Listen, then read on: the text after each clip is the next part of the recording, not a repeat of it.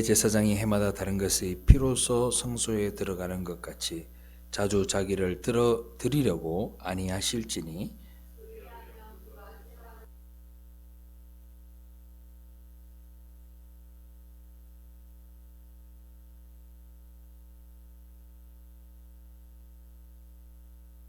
한번 죽는 것은 사람에게 정해진 것이요 그 후에는 심판이 있으리니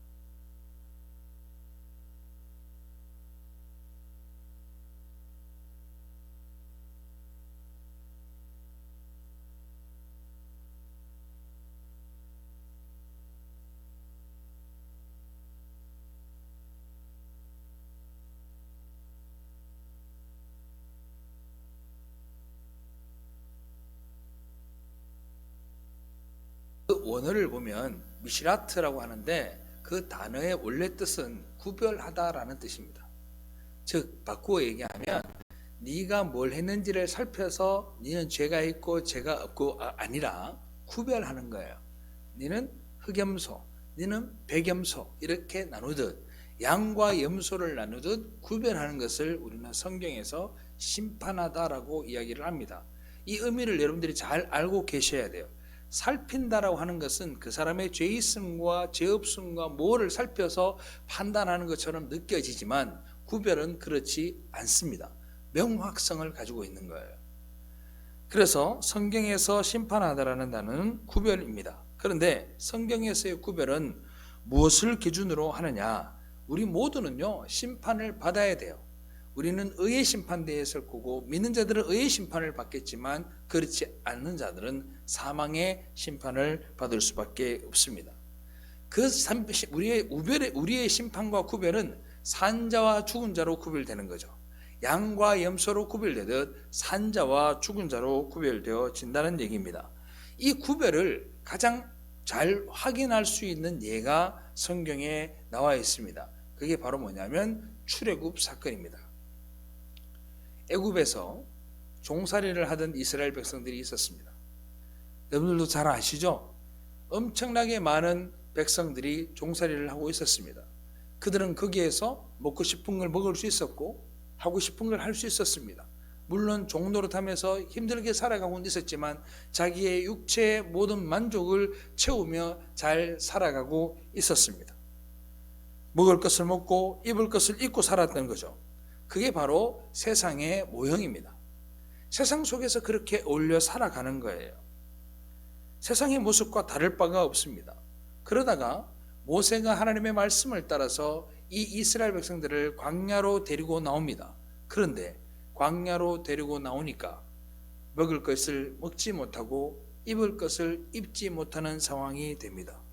오직 하나님만 바라보고 살아야 합니다. 세상 속에서 먹던 것들과 누리던 것들을 가지고 싶다고 원망하고 불평합니다. 다시 말해서 출애굽은 세상 속에서 세상의 욕망을 쫓던 우리들의 육신이 이제 더 이상 육신을 쫓는 그런 생명이 아니라 영의 세계를 쫓아가는 생명으로 빠져나오는 것을 영적 출애굽이라고 우리가 이야기할 수 있는 거예요. 육적으로만 나온 게 아니라 영적으로도 빠져나와서 누구만 바라보는 거예요? 하나님만 바라보는 거예요.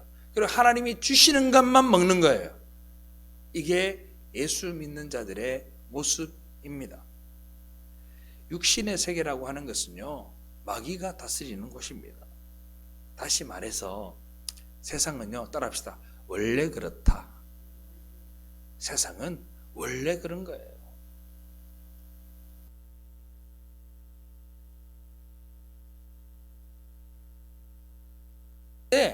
이 마귀도 여러분들이 겁낼 필요가 없어요. 왜냐? 제가 명확한 이야기를 해드릴 테니까 이제는 마귀 겁내지 마세요. 귀신 겁내지 마세요. 마귀의 원래 정체성이 뭐였습니까? 마귀는요, 하나님을 찬양해야 되는 천사였습니다. 그런데 그 하나님의 영광을 지가 가르쳐야겠다고 나온 게 마귀고, 그 마귀가 다스리는 이 세상은 전부 다 그 영광을 사람들 본인들이 받으려고 하는 것으로 닮아가는 거예요. 즉 바꾸어 얘기하면 하나님께 영광 돌리는 것이 주가 아니고 내가 영광 받으려고 하는 사람들은 전부 다 마귀에 속한 자라고 생각하시면 됩니다. 너무나도 명확해요.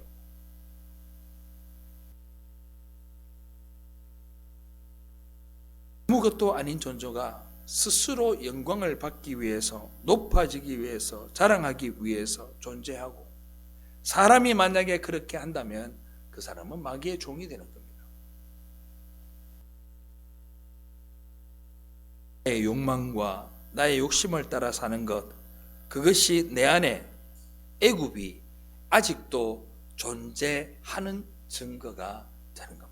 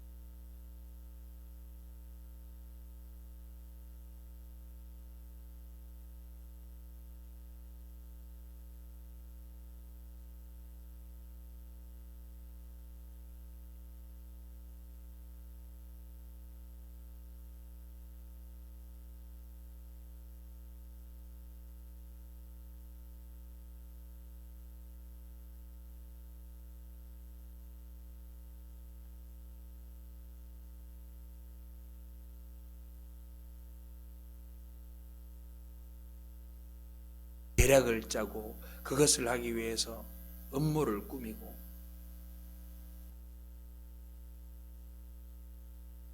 하고 파보면 파볼수록 세상 속에 있는 우리의 모습이 바로 그들의 모습과 다르지 않다라는 걸 발견하게 됩니다. 세상은 원래 그렇다. 마귀에게 속해 있는 세상은 나 중심의 사회입니다.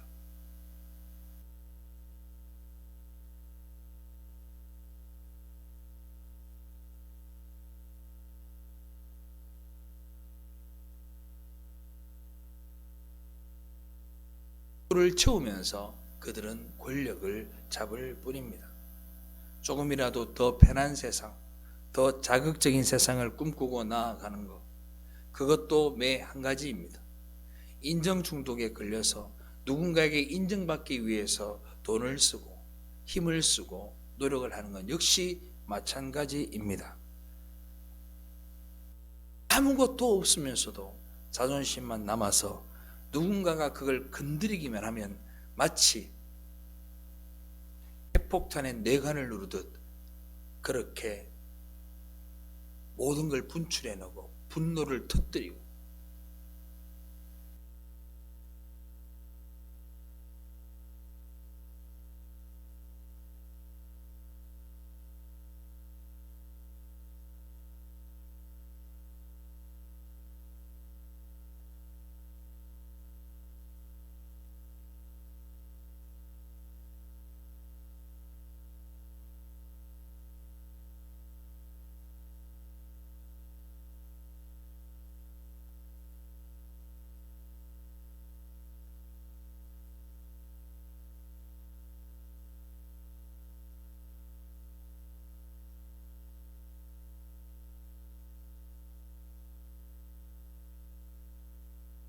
할 수는 없으니 몇 곡을 녹음해 주세요. 그래가지고 노래를 앞면에 10곡, 뒷면에 10곡 이렇게 녹음을 해가지고 막 들었던 시대가 있었습니다.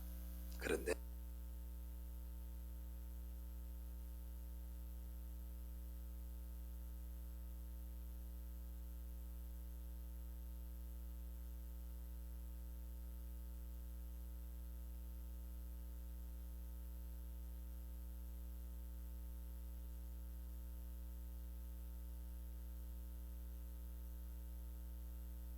트로트도 좋습니다. 발라드 노래도 좋습니다. 문화 전쟁을 해서 승리하겠다고 찬양을 바꾸고 예배 형식을 바꾸는 거랑 뭐가 다르죠?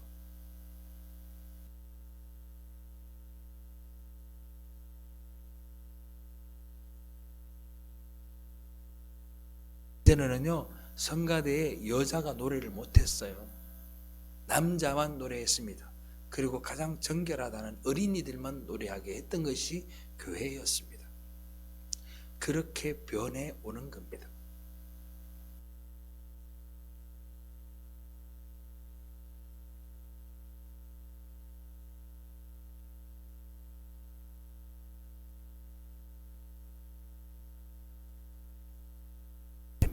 할렐루야. 기분이 좋아서 트로트를 부르던 가요를 부르던 그게 우리의 거룩과 무슨 상관이 있나요? 기분이 좋으면요, 다 함께 차차차 노래할 수 있는 거예요.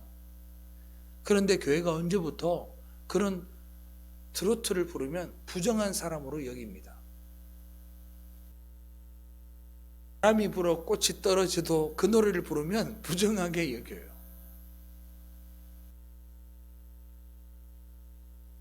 출발이 잘못된 거예요. 출발이. 세상과 싸우려 하지 말고 따라합시다. 나는 나하고 싸우자. 여러분들이 싸워야 될 대상은 여러분들의 심령인 줄로 믿으시기 바랍니다. 나하고 싸우는 거예요. 나하고. 왜 다른 사람한테 잣대를 들이대고 네가 왜 바람이 불어 꽃이 떨어지고를 불러? 이게 아니에요. 출애굽은 이 세상의 종말의 모형이에요. 세상 전체가 나를 위해서 사는데 우리가 거기서 건져진다라고 하는 것은 더 이상 내 마음대로 하지 못하는 곳으로 옮겨진다라는 뜻입니다.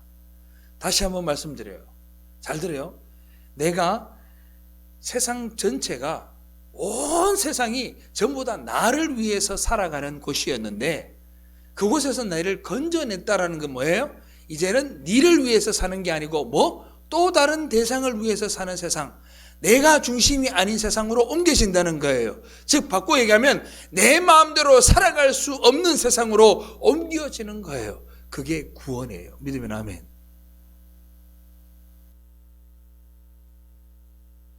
구원받은 사람들은요, 자기만을 위해 살 수 있는 게 아니고 자기만을 위해 살 수 없어요. 누구를 위해 살아가느냐? 하나님의 영광만을 위해 살아가는 거예요. 그게 구원받은 사람의 모습이에요. 그런데 세상 전체가 다 자기를 위해 사는데 나만 그렇게 살지 않으니까 세상이 우리를 좋아해요? 싫어해요? 싫어하는 거죠. 배격하는 거죠. 고립되는 거죠. 그것을 우리는 고난과 환난이라고 이야기를 하는 겁니다. 그렇다면 이 옮겨지는 이 구별의 대상의 기준이 뭐냐는 거예요. 착한 사람, 못난 사람, 잘난 사람, 못난 사람, 선한 사람, 악한 사람 이렇게 나누는 걸까요? 오로지 기준은 하나예요. 뭡니까? 따라합시다. 피. 따라합시다. 피. 바로 어린 양의 피예요. 그 피가 있느냐 없느냐로 구별되는 거예요. 그게 심판이에요. 여러분들에게는 예수 그리스도의 피가 있습니까? 여러분들 모두가 예수 그리스도의 어린 양의 피가 있기를 주님의 이름으로 축원합니다.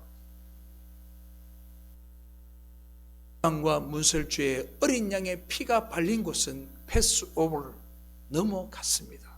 통과했습니다. 그 안에 누가 있든, 그 안에 죄인이 있든, 깡패가 있든, 도둑놈이 있든, 강도가 있든 간에 주님은 그 피를 보고 넘으셨어요. 그 피를 보고 넘으셨다고. 애굽 사람들 중에 착한 사람이 없었을까요? 애굽 사람들 중에 이스라엘 사람들보다 더 선한 사람이 없었을까요? 더 많았었을 겁니다. 그런데 주님은 문지방과 문설주에 발려져 있는 그 피를 보고 넘으셨어요. 출애굽기 12장 21절로 23절 말씀. 모세가 이스라엘 모든 장로를 불러서 그들에게 이르되 너희는 나가서 너희의 가족대로 어린 양을 택하여 유월절 양으로 잡고 우슬조 묶음을 가져다가 그릇에 담은 피에 적셔서 그 피를 문 임방과 좌우 설주에 뿌리고 아침까지 단 한 사람도 자기 집 문 밖에 나가지 말라.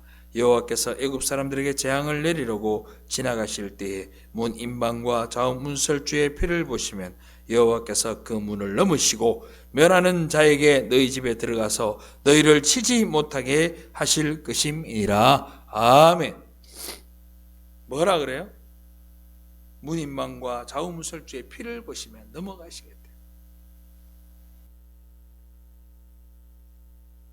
볼까요? 출애굽기 12장 29절로 30절. 밤중에 여호와께서 애굽 땅에서 모든 처음 난 것 곧 왕이 앉은 바로의 장자로부터 옥에 갇힌 사람의 장자까지와 가축의 처음 난 것을 다 치심에 그 밤에 바로와 그 모든 신하와 모든 애굽 사람이 일어나고 애굽에 큰 부르짖음이 있었으니 이는 그 나라에 죽임을 당하지 아니한 집이 하나도 없었음이었더라. 아멘.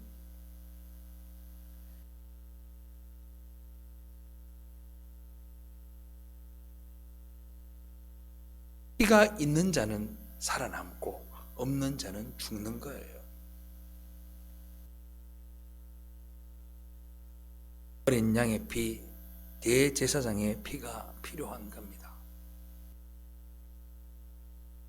9장 28절 읽어봅시다. 9장 28절 다 같이 시작. 이와 같이 그리스도도 많은 사람의 죄를 담당하시려고 단번에 들이신 바 되었고 구원에 이르게 하기 위하여 죄와 상관없이 자기를 바라는 자들에게 두 번째 나타나시니라. 아멘. 자기를 바라는 자, 누구를 얘기하는 거예요? 피 흘림을 믿는 자, 그 복음을 받아들인 자를 주님이 다시 부르시겠다 그런 거. 할렐루야. 다른 조건이 없어요. 그것이 믿음인 줄로 믿으시기 바랍니다.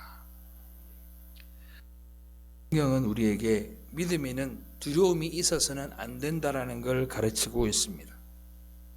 두려움은요, 믿음 없음에서 기인하는 거예요. 믿음만이 두려움을 밟아버릴 수 있습니다. 딸이 어린아이는 아빠 품에 안겨서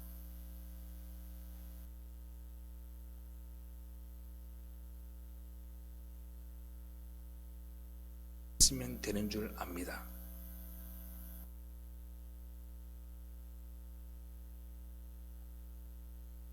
예수를 믿으면서 가장 많이 생각나는 질문이 여러분들은 뭡니까? 저는 평생 예수를 믿고 교회를 다니면서 가장 많이 했던 질문이 뭐냐면 이거였어요. 니는 경상도 사투리를 할게요. 니는 구원받을 자격이 있나?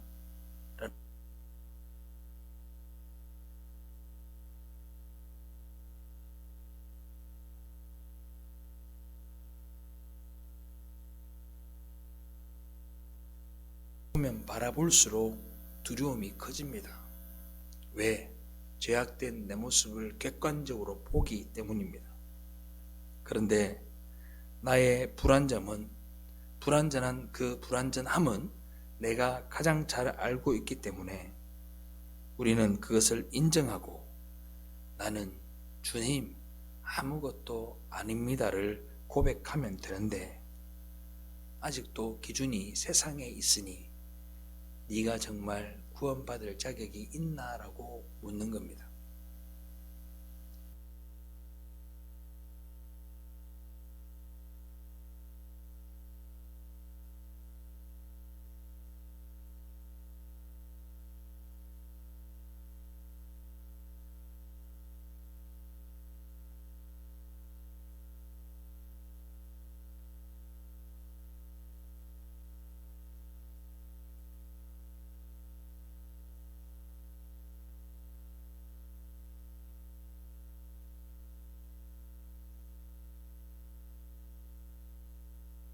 피면 됩니다.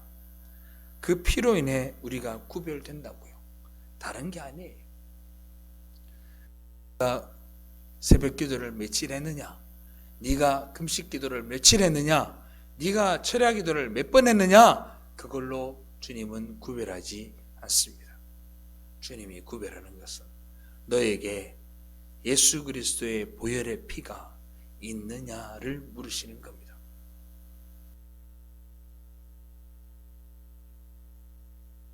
자격 없지만 죄 많은 내게 있는 그리스도의 십자가의 보혈로 인해서 두려움이 사라지고 그분께 온전한 영광을 돌리게 되는 하나님의 백성이 될 줄로 믿습니다.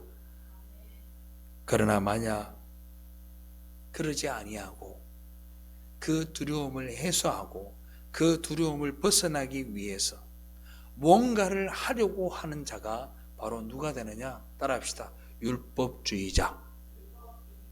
내가 뭔가를 해서 그 두려움을 해소하려고 하면 율법주의자가 되는 겁니다.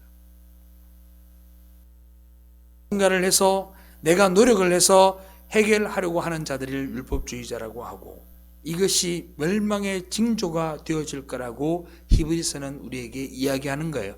그게 믿음이 아니야, 그거는 너희들이 멸망하는 방법이야 라고 우리에게 이야기해 주는 거예요. 이 시대에 한국교회와 전 세계 교회를 향해 주님이 주시는 메시지가 혹시 이 메시지는 아닐까 한번 생각해 봅니다. 세상을 아무렇게나 살라는 말이 아닙니다. 세상을 우리는 아무렇게나 살 수 없습니다. 살려고 해도 살아갈 수 없습니다. 위대하신 그냥 보혈을 믿으라는 겁니다. 예수 그리스도께서 나를 위해 피 흘리셨고 그를 믿어야만 우리의 모든 죄가 사하여진다는 사실을 믿으라는 겁니다. 그게 복음입니다.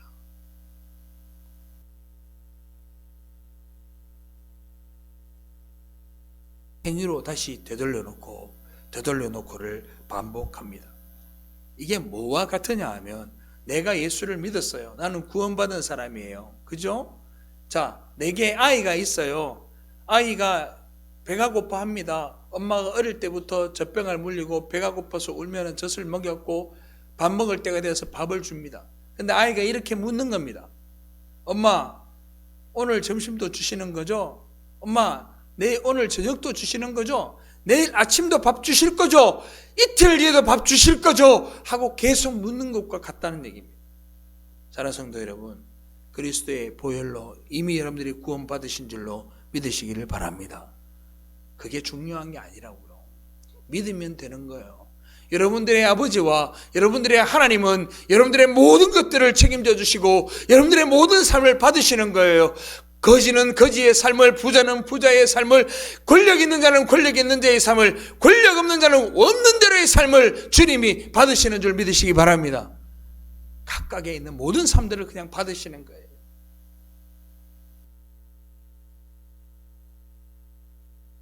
주님의 십자가는 율법주의에 빠져있는 그 사람들을 하나님의 나라로 끌어내는 또 다른 출애굽입니다. 애굽에서 광야로 끌어내어 가나안으로 들여보내는 게 첫 번째 출애굽이라면, 십자가로 인하여 완전히 죄에서 해방되는 그런 또 다른 출애굽은 바로 예수 그리스도의 십자가인 줄로 믿습니다.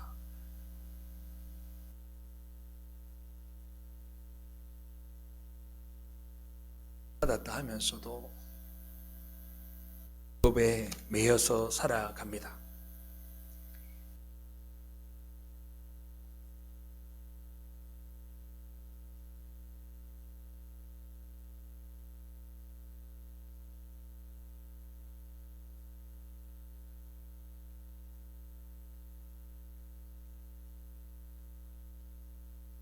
도저히 견딜 수 없는 존재이기 때문에 그렇습니다.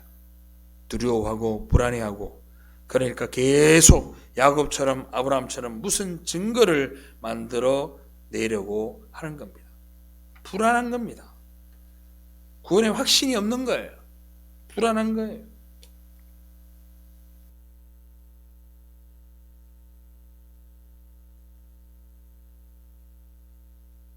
수 있을까라는 질문을 자꾸 하는 거죠. 마음이 좀 불안하니까 뭐예요? 새벽 기도도 열심히 나오고 금요 기도도 열심히 나오고 또 어떻게 합니까? 아프리카 선교도 가서 우물도 파고 가난 애들한테 돈도 좀 나눠주고 그럼 뭔가 했는 것 같잖아요. 내가 뭘 한 것 같잖아요. 그런데 제가 물어봅시다.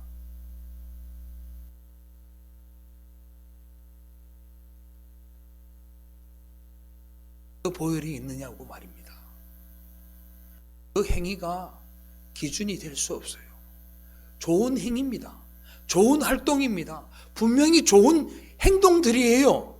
그런데 그게 만약에 불안함과 두려움에 기인한 것이라면 당장 멈추고 주님 만나는데 우리가 집중해야 될 줄로 믿습니다.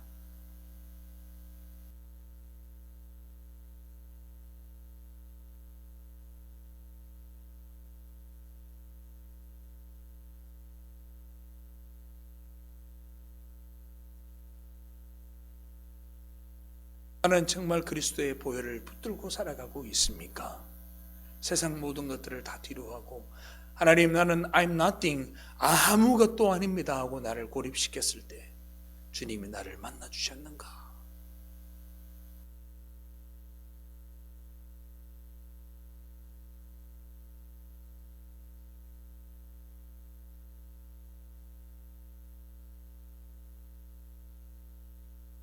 그를 귀 있는 자 되기를 주님의 이름으로 축원합니다.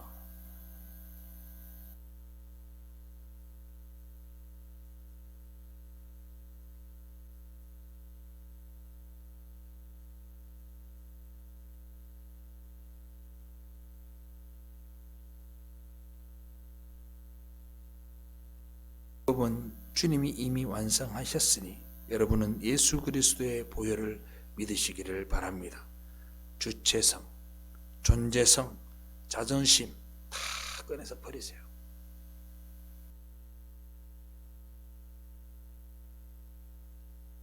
주체성이 웬 말이냐고요.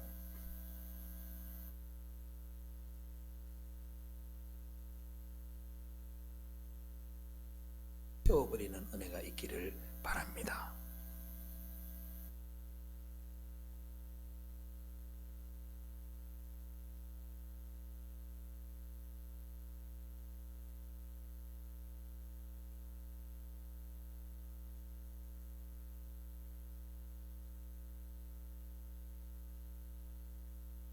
버스를 타고 철창으로 되어 있는 버스를 타고 가면 호랑이와 막 이렇게 사자가 있죠. 자, 그러면 하나 물어볼까요? 호랑이가 우리를 구경하는 걸까요? 우리가 호랑이를 구경하는 걸까요? 구경하는 거죠. 근데 호랑이는 어떻게 생각해요? 오늘 저거 지나가네, 어제도 왔더니 오늘도 오네 하고 걔네들이 구경한다고 생각할 수 있어요. 왜? 우리는 좁아 터진 차 안에서 구경하지만 걔들은 어디요? 넓디 넓은 운동장에서 우리를 보고 있기 때문이죠.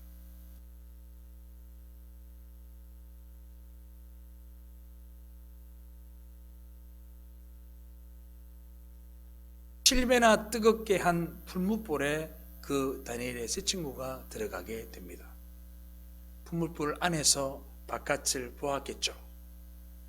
세상 사람들은 밖에서 이렇게 이야기했을 겁니다. 아이고 진작에 말 좀 듣지.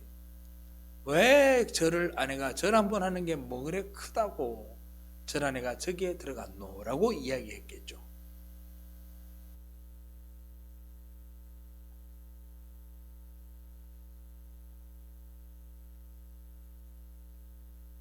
하면 저 밖에서 살 뻔했네 라고 이야기를 할 겁니다. 왜요?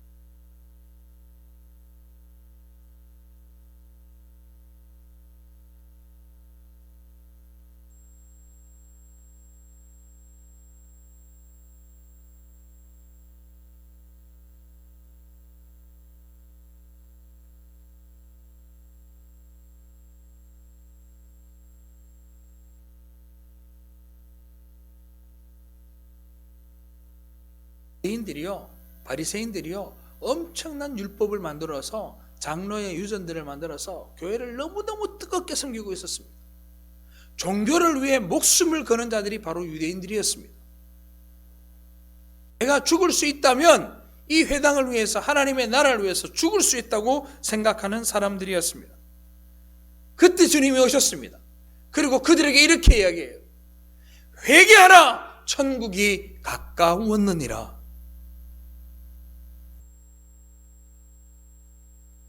사람들이 하나님 앞에 제사를 드리고 하나님 앞에 예배를 드렸습니다. 그런데 전국 어디 가도 이스라엘 땅에 하나님을 믿지 않는 사람은 없었습니다. 그런데도 불구하고 주님이 오셔서 회개하라, 천국이 가까웠느니라 라고 이야기를 했습니다.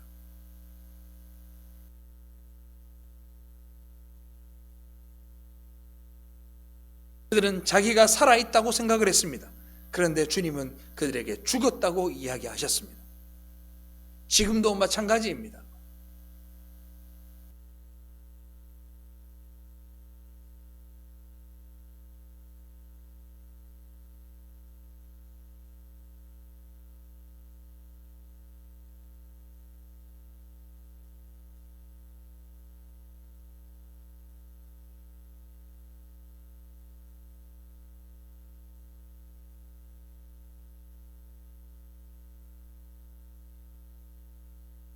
를 해가지고 이렇게 생각하지 않을까요?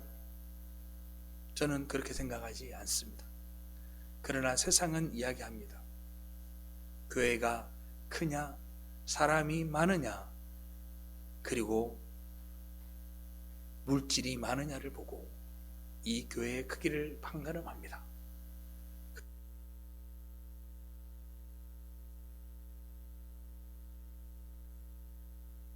가 있느냐?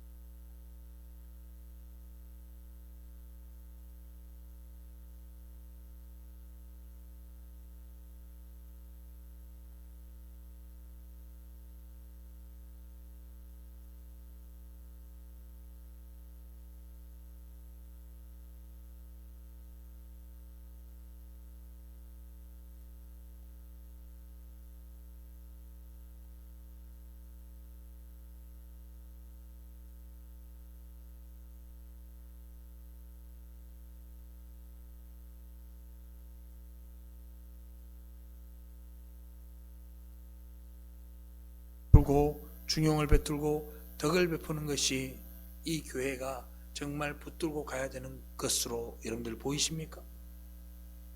아니,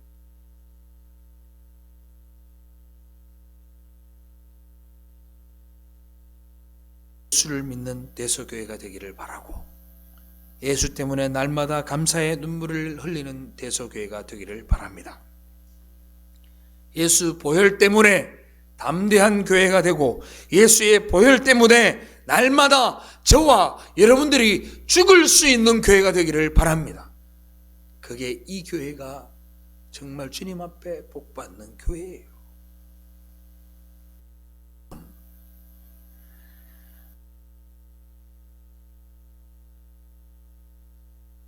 필요한 게 있어요. 그게 뭐냐면 나와 관계된 다른 사람이 있어야 됩니다. 쉽게 말하면 이게 무슨 말이냐, 내가 엄마가 되려고 하면은 뭐가 있어야 돼요? 반드시 아들이나 딸이 있어야 돼요. 내가 아내가 되려면 반드시 남편이 있어야 돼요. 내가 선생님이 되려고 그러면 뭐가 있어야 돼요? 제자들이 있어야 돼요. 세상은 살아가면서 누군가에게 내 자신을 규정하기 위해서는 반드시 다른 존재가 필요합니다.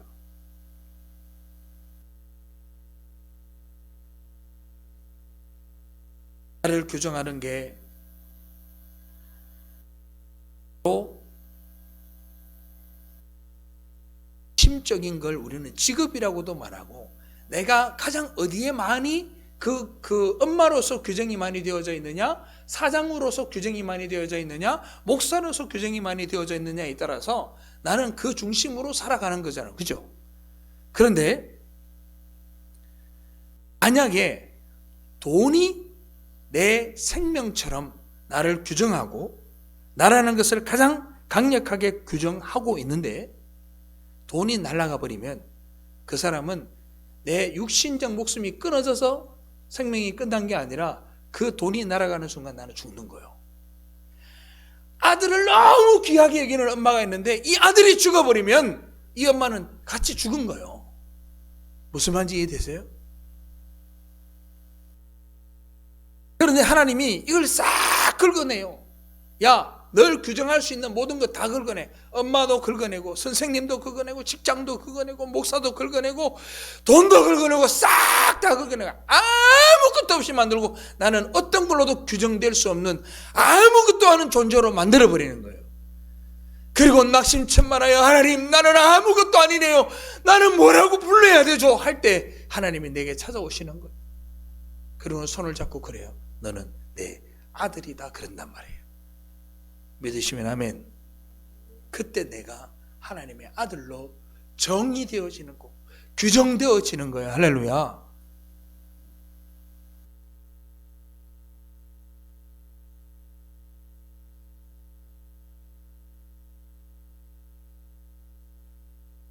규정하였던 걸 다 차압당하고 하나님 앞에 붙들린 바 됩니다.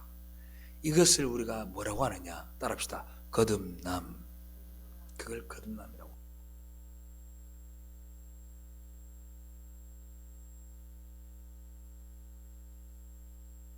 배설물로 규정되고 나를 규정하는 모든 것이 배설물이 될 때 예수가 나의 근거가 되고 예수가 나의 존재의 이유가 되고 예수가 나의 모든 내 삶을 정의하는 존재가 되어질 때 나는 예수와만 관계 있는 자로 완전히 무장해제되어 살아갈 때 우리는 영생을 얻게 될 줄로 믿습니다.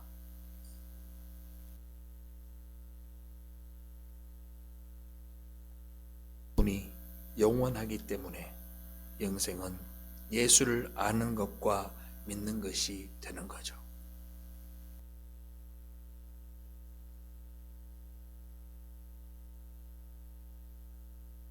속히 그 원한을 풀어주시리라. 그러나 인자가 올 때에 세상에서 믿음을 보겠느냐 하시니라. 아멘. 들을 귀 있는 자들은 듣습니다. 듣고 알게 되고 듣고 알게 되면 믿게 되고 믿는 자는 영생을 얻게 됩니다. 사랑하는 성도 여러분, 예수 믿으십시오. 예수 믿으십시오. 율법주의에 빠지지 말고 예수 믿으십시오. 심판은, 거룩한 구별은 십자가의 피로만 되는 겁니다.